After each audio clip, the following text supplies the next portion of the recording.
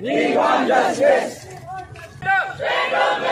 பாதுகாப்பு வேண்டும், பாதுகாப்பு வேண்டும், வேண்டும் வேண்டும், வேண்டும் வேண்டும், பாதுகாப்பு வேண்டும், பாதுகாப்பு வேண்டும். We want justice. We want justice. We want justice.